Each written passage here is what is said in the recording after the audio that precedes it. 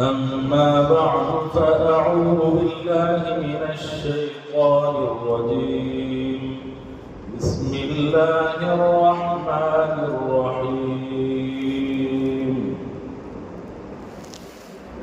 والعصر إن الإنسان لفي خسر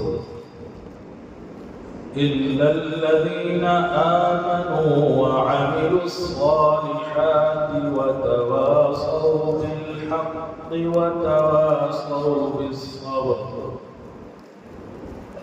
صدق الله العظيم. وقال النبي صلى الله عليه وسلم إذا عظمت أمة الدنيا نزعت منها هلبة الإسلام وإذا تركت الأمر بالمعروف والنهي عن المنكر حرمت بركة الوحي وإذا تسابت أمتي سقطت من عين الله عز وجل او كما قال علیہ الصلوۃ والسلام. بزرگان محترم، برادران ملت، عزیزوں، دوستوں، بھائیوں،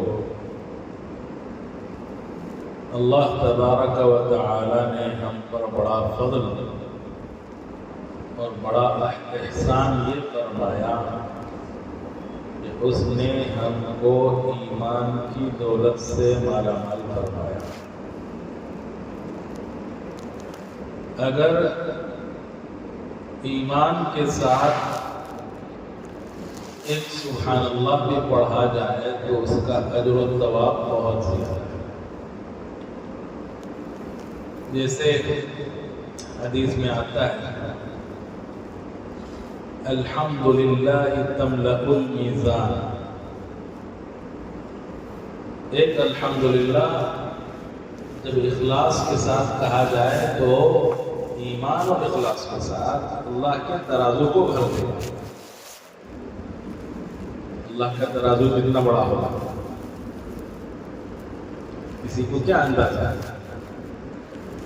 اور پھر سبحان اللہ والحمد للہ تملأان او تملأ ما بین السماوات والارض.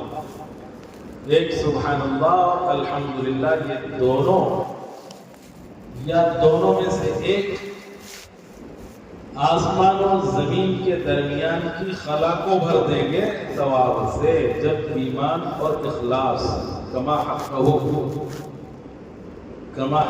ایمان کما حقہ اخلاص کے ساتھ پڑھا جائے تو اتنا وزنی یہ کلمہ بن جائے گا.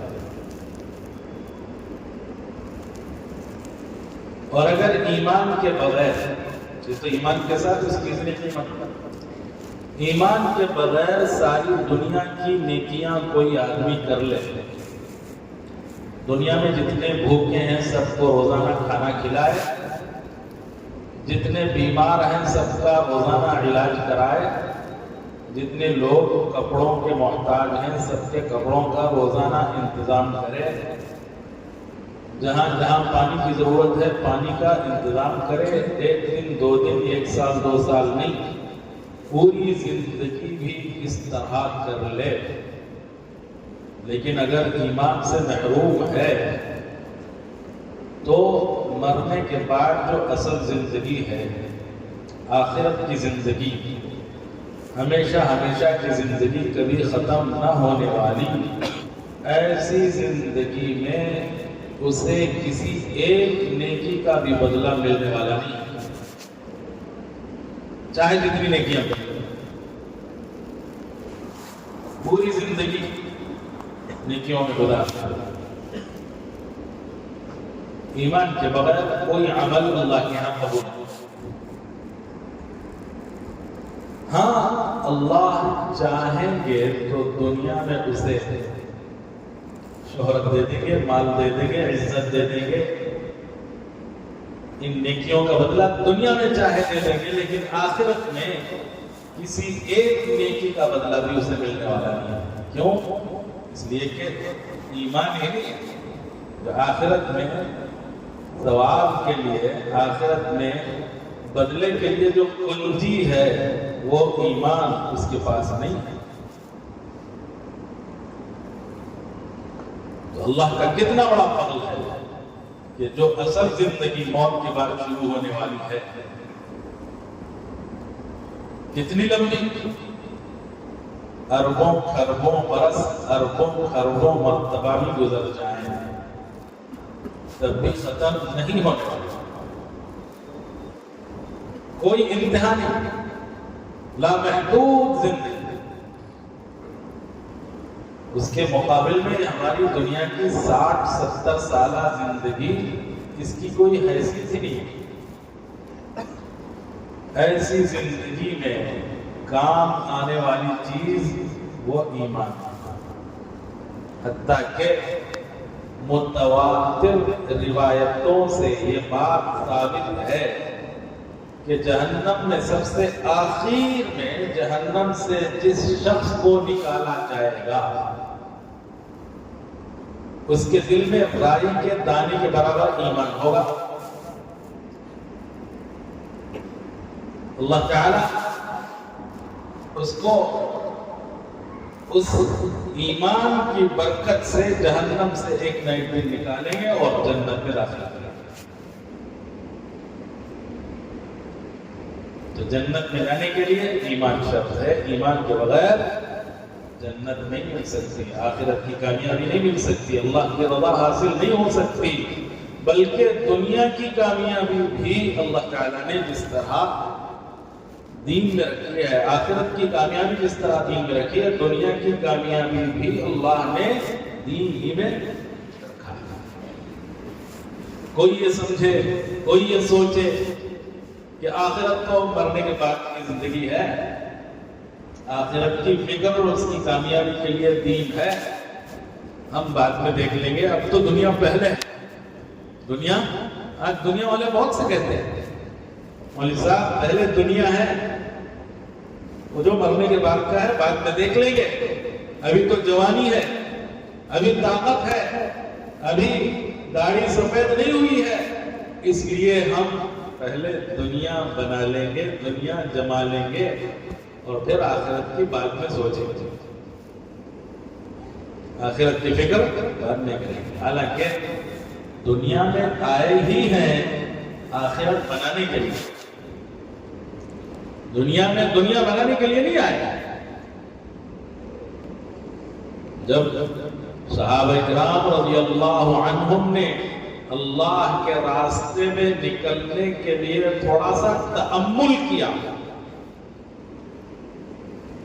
کہ اب نکلیں بعد میں نکلیں، اب حالات ہیں، اب جو ہے پریشانیاں ہیں، تھوڑا سا تأمل کیا تو اللہ تعالیٰ نے فرمایا یا ایھا الذین آمنوا ما لکم اذا قیل لکم انفروا فی سبیل اللہ اثاقلتم الی الارض ارضیتم بالحیاة الدنیا من الآخرة فما متاع الحیاة الدنیا فی الآخرة الا قلیل. اے ایمان والو تمہیں کیا ہو گیا ہے؟ جب تم سے کہا جاتا ہے کہ اللہ کے راستے میں نکلو تو زمین سے چپک کر بیٹھ جاتے ہو. صحابہ کا یہ خیال نہیں تھا کہ نہیں جانا ہے، جانا ہے، لیکن ابھی اس وقت حالات ہیں، اس وقت نہیں جا سکتے. حالات اس وقت سازگار نہیں ہیں، پھل تیار ہیں، ان کی فصل کاٹنا ہے، اس لیے نہیں جا سکتے. بعد میں دیکھا جائے تھوڑا سا 2-4 مہینہ 2 مہینہ تاخیر کر کے جائیں. استاقلتم الی الارض، اس پر اللہ کی طرف سے ایسی سخت وعید آئی کہ تم زمین سے چپک کے بیٹھ گئے ہو. ارضیتم بالحیاة الدنیا من الآخرہ، کیا تم آخرت کو چھوڑ کر اس دنیا کی بے ثبات زندگی پر راضی ہو گئے؟ دنیا کی زندگی بے ثبات ہے، پتہ نہیں اس مجلس کے بعد کچھ کام کروں گا، مجلس ختم ہونے تک میں رہوں گا نہیں رہوں گا کیا پتا۔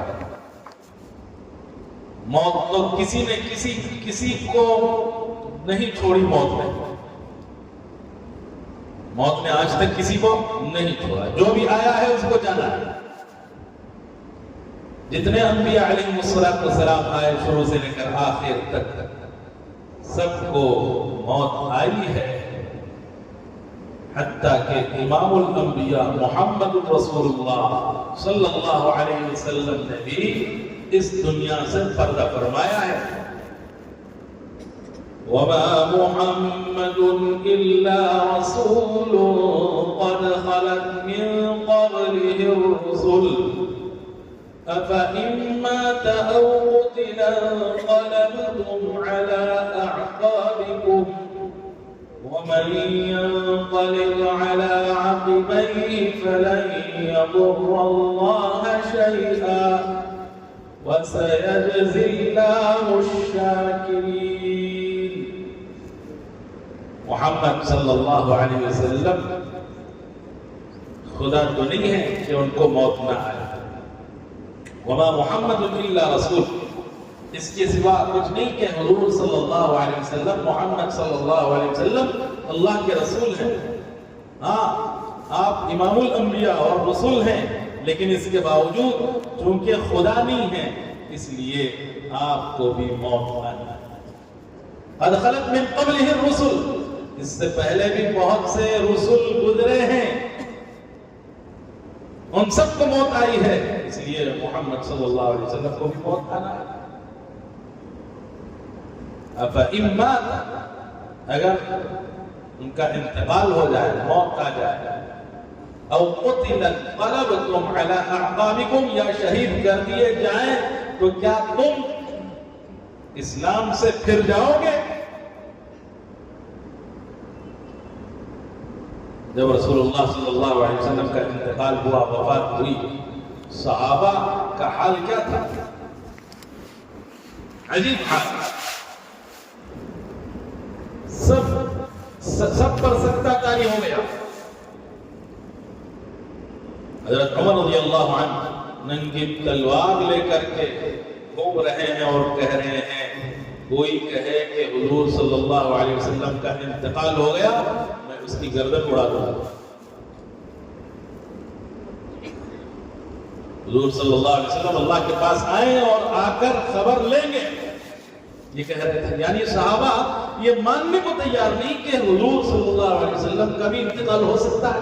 اتنی شدید محبت تھی جس کی وجہ سے ان کی موت، ان کا دنیا سے پردہ فرمانا ان کو گوارا نہیں تھا، یقین ہی نہیں آ رہا تھا۔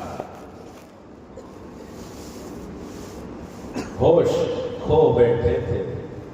حضرت ابو بکر رضی اللہ عنہ کہیں گئے تھے، جب پتہ چلا تو آپ آئے اور منبر پر کھڑے ہو کر ساری امت کو بلایا اور امت کو سنبھالا اور تقریر کی، ان آیتوں کو پڑھا جو آیتیں میں نے بھی پڑھی، تو آیتیں پڑھی، اور اس کے بعد کہا کہ من كان يعبد محمدا فإن محمدا قد مات ومن كان يعبد الله فإن الله حي لا يموت۔ سن لے کہ جو محمد صلی اللہ علیہ وسلم کی عبادت کرتا تھا وہ سن لے کہ حضور صلی اللہ علیہ وسلم کا انتقال ہو گیا ہے، موت آ گئی ہے۔ ومن كان يعبد الله، اور جو اللہ کی عبادت کرتا تھا جان لے فإن الله حي، اللہ زندہ ہے، لا يموت، اسے موت آنی نہیں۔ ایک ذات ہے ازلی بھی ابدی بھی، اور باقی سب کو فنا ہونا ہے۔ كل من عليها فان ويبقى وجه ربك ذو الجلال والإكرام۔ اس دھرتی پر رہنے والے، کائنات میں رہنے والے جو ہیں، ساری کی ساری مخلوق، ہر مخلوق کو فنا ہونا ہے، ایک اللہ کی ذات ہے، وَيَبْقَى، وہ باقی ہے، وہ حی ہے۔ ان اللہ حی لا يموت، لا الہ الا اللہ وحدہ لا شریک لہ، لہ الملک وَلَهُ الْحَمْدُ يُحْيِي وَيُمِيتُ بِيَدِهِ الْخَيْرُ وَهُوَ عَلَى كُلِّ شَيْءٍ قَدِيرٌ۔ کلمہ توحید ہم پڑھتے ہیں کہ اللہ کے سوا کوئی معبود وحدہ، وہ تیرے تنہا ہے، لا شریک لہ، اس کا کوئی شریک نہیں ہے، بیدہ الملک، سارے ملکوں کی، سارے عالم کی اور ساری کائنات کی حکومت اسی کے ہاتھ میں، ساری کائنات کی بادشاہت اسی کے ہاتھ میں ہے، ساری کائنات اسی کی مخلوق ہے، اور ان سب کا وہ خالق ہے، ان سب کا وہ مالک ہے، ان سب کا وہ ملک ہے، ان سب کا وہ رب ہے، سارے عالموں کا رب ہے۔ الحمدللہ رب العالمین، تمام تعریفیں اس اللہ کے لیے ہیں جو رب العالمین۔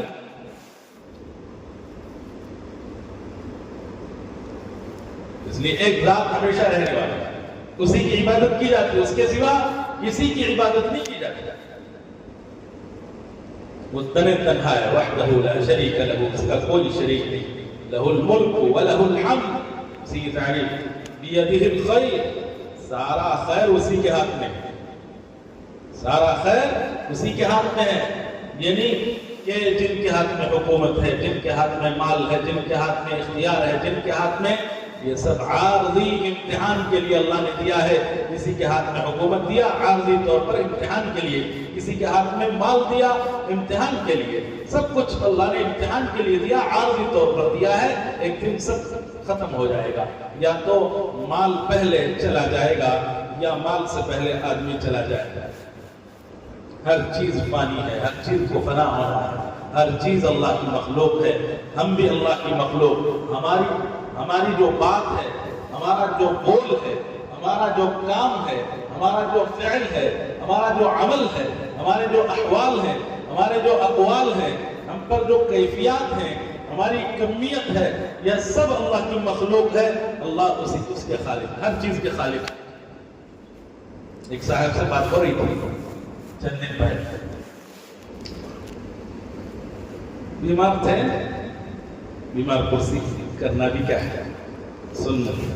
حضور صلی اللہ علیہ وسلم نے فرمایا کہ من عاد مریضا او زار اخا له فی اللہ ناداه مناد من السماء ان طبت وطاب ممشاك وتبوأت من الجنة منزلا۔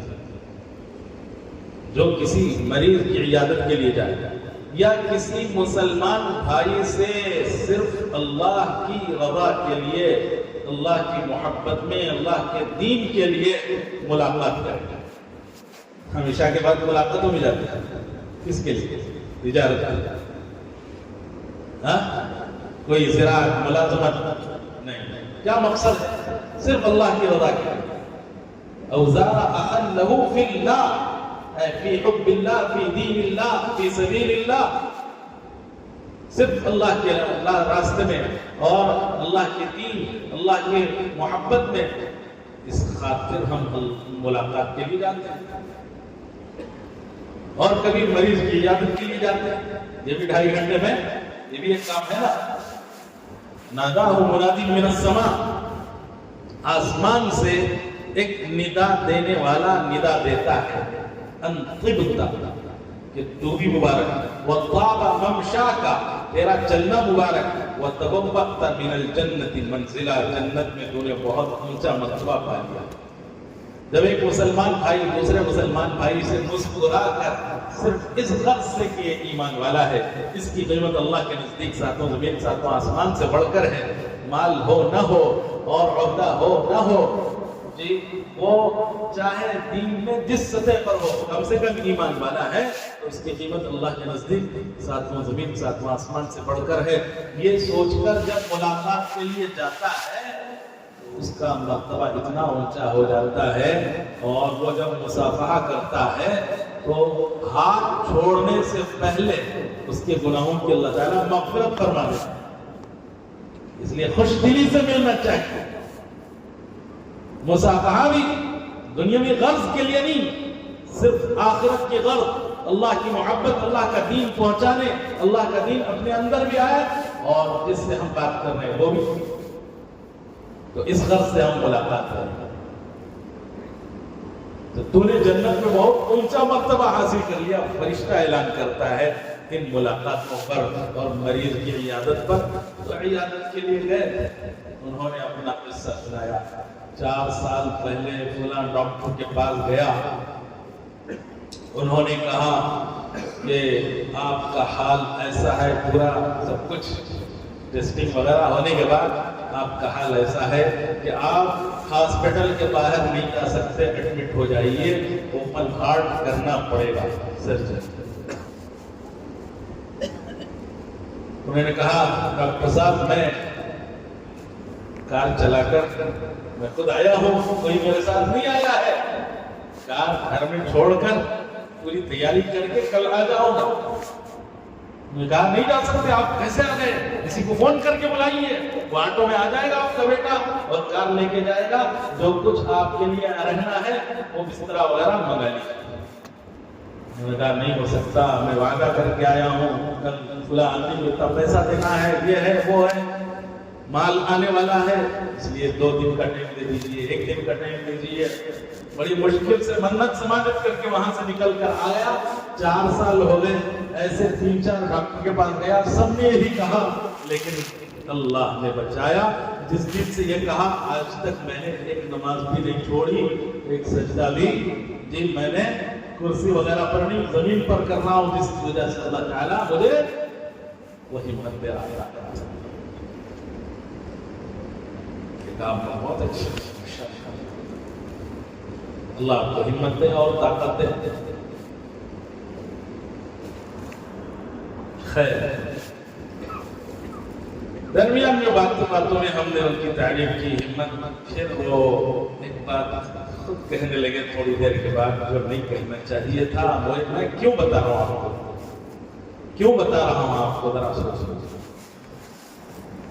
انہوں نے یہ بھی کہہ دیا آخر میں کہ ٹھیک ہے سب کچھ, لیکن ہم نے کہا اللہ تعالیٰ نے آپ کو جی اچھا رکھا ہے اور اللہ آپ کی صحت میں, عمر میں اضافہ فرمائے, دعائیں دے رہے ہیں. کہنے لگے وہ سب ٹھیک ہے, لیکن میری ہمت بھی دیکھیے. جو آپ کہہ رہے ہیں وہ بھی ٹھیک ہے, میری ہمت بھی دیکھیے. کہ ہمت نہ ہوتی تو ہم کچھ کام نہیں کر سکتے, اپنے سال نہیں جیت سکتے تھے. میرے فوراً میرے دل میں خیال آیا, اگرچہ کہ ان کو اس وقت نہیں کہا گیا, بعد میں ان کو سمجھایا. دیکھیے بات یہ ہے کہ جو ہمت آپ کے اندر پیدا ہوئی, یہ بھی اللہ کی مخلوق ہے اور اس کے خالق بھی اللہ ہیں. اللہ کے حکم کے بغیر ایک پتا نہیں ہلتا. تو آپ کے اندر ہمت آنا اور ہمت کا پیدا کرنا, یہ جو ہمت پیدا ہوئی ہے یہ مخلوق ہے. کون اس کے خالق ہے؟ ہر چیز کے خالق اللہ. اللہ خالق کل شیء, ہر چیز کے. اب اس میں وہ بھی ہر چیز کے خالق اللہ, کریٹر, پیدا کرنے والا. کریٹر کا لفظ بھی جو آج بولتے ہیں یہ خالق پر پوری طرح نہیں اترتا, یہ مجازن کریٹر. کریٹر کا جو لفظ ہے اس کے بھی 2 معنی ہیں. ایک حقیقی معنوں میں جو کریٹر ہے وہ خالق کے معنی میں, اور دوسرے کریٹر بولتے ہیں. بعض لوگ جو ہے کچھ چیزیں بنا دیتے ہیں تو اس کو بھی کیا بولتے ہیں, یہ فلاں کی کریٹیوٹی. لیکن وہ لفظ خالق کے لیے, وہ لفظ تخلیق کے لیے وہ کافی نہیں ہے.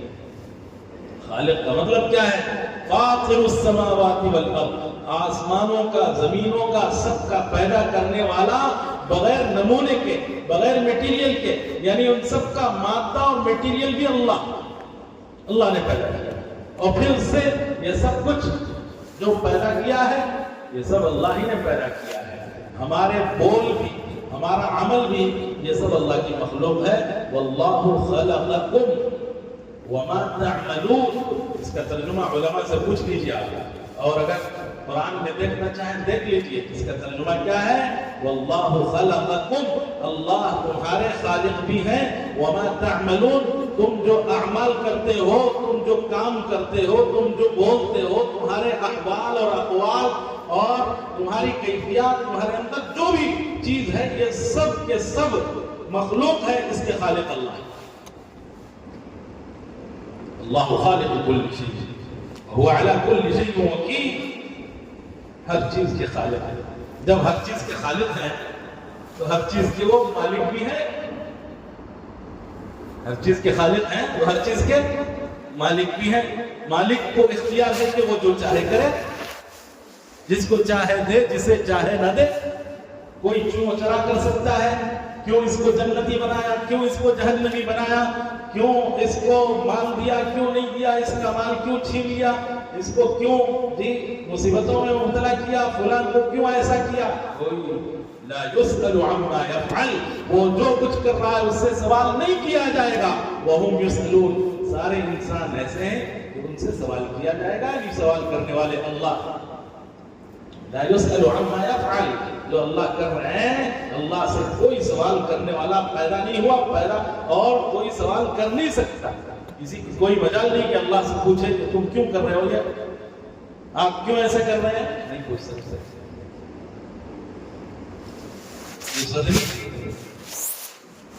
یہ صدری معلوم ہے، اب میری آپ گنڈیاں کیوں لگا رہے ہیں، کیوں گنڈیاں کھولے ہیں، کیوں پہن کے آئے ہیں، پوچھ سکتے ہیں؟ اگر پوچھیں گے تو کیا بولیں گے؟ بھئی اس کا میں مالک ہوں، اس لیے میں کیا کر رہا ہوں، پہن رہا ہوں۔ یہ فون یہاں کیوں رکھے ہیں، یہ پرس کیوں یہاں رکھیں، میں اس کا مالک ہوں، میں جہاں چاہے رکھوں۔ بولیں گے نہیں بولیں گے؟ یہ ٹوپی کیوں پہن کے آئے، دوسری ٹوپی پہن کے آنا تھا، مالک ہوں میں۔ حالانکہ مالک صرف خریدنے سے بنا، میں نے تخلیق نہیں کی، اس کو پیدا نہیں کیا۔ جب صرف خرید کر اپنی ملکیت ہم جتاتے ہیں تو جس نے پیدا کیا وہ، اور وہ تو علام الغیوب ہے، ہر چیز کا علم اس کو ازل سے ہے۔ وَكَانَ اللَّهُ عَلِيمًا حَكِيمًا، کان اللہ علیما حکیما۔ اس کا ترجمہ ذرا غور سے سمجھیں گے۔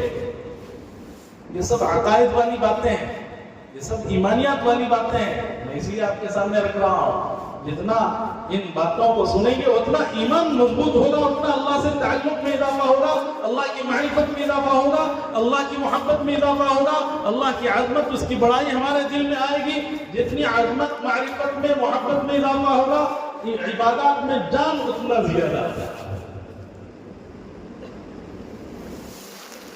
تو یہ کیا کہہ رہا تھا؟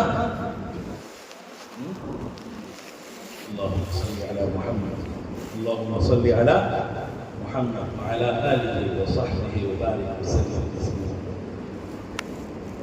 تو میں کہہ رہا تھا کہ اللہ تعالیٰ ہر چیز کے خالق ہیں اور ہر چیز کا علم اللہ کو ازل سے ہے۔ وَكَانَ اللَّهُ عَلِيمًا حَكِيمًا، کانا کا ترجمہ کیا ہے،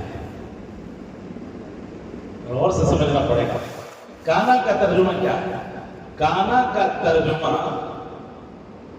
جیسے آپ انگلش میں بولیں گے تو بولیں گے he was there، یہ وہاں تھا، ایسے ہی نہیں بولیں گے۔ he is there کا مطلب کیا؟ وہ وہاں ہے، he was there، ٹھیک ہے۔ کانا زید عالما، زید عالم تھا، he was Alam. No, he is عالم۔ اب کیا بولیں گے؟ he is عالم، یعنی اب عالم ہے، عالم تھا، دونوں میں فرق ہے نا۔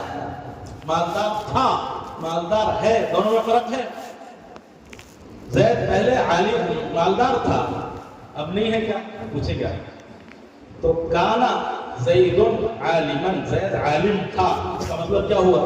نہیں، اب نہیں ہے، جو ہوتا کان اللہ علیما، اللہ عالم۔ یہ سنو بھی غور سے، بہت غور سے سننے کی بات ہے۔ کان اللہ علیما، اللہ عالم تھے، تو اس کا مطلب کیا؟ اب نہیں ہے، اب نہیں ہے، اب بھی نہیں۔ پھر کیوں ایسا کہا؟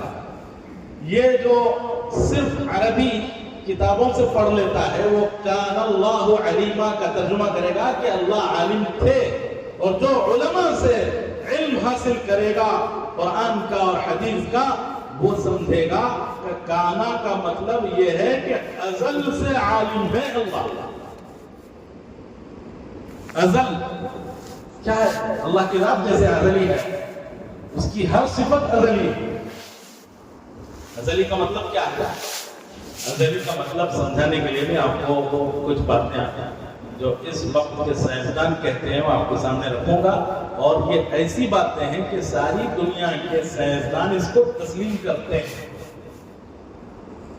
ساری دنیا کے عقلاء اس کو تسلیم کرتے ہیں، حتیٰ کہ علماء بھی جو اس لائن میں کچھ مہارت رکھتے ہیں وہ بھی اس کو تسلیم کرتے ہیں۔ علماء حضرت مولانا سمیر الدین صاحب قاسمی دامت برکاتہم مانچسٹر میں انگلینڈ میں ایک علاقہ ہے، وہاں بہت بڑے عالم ہدایہ کے انہوں نے شروع لکھی ہیں، شروحات، بہت سی کتابیں لکھی، کب چاند کب نظر آنے والا ہے، عید کب ہونے والی، سب پہلے سے بتا دیتے ہیں، ماہر فلکیات۔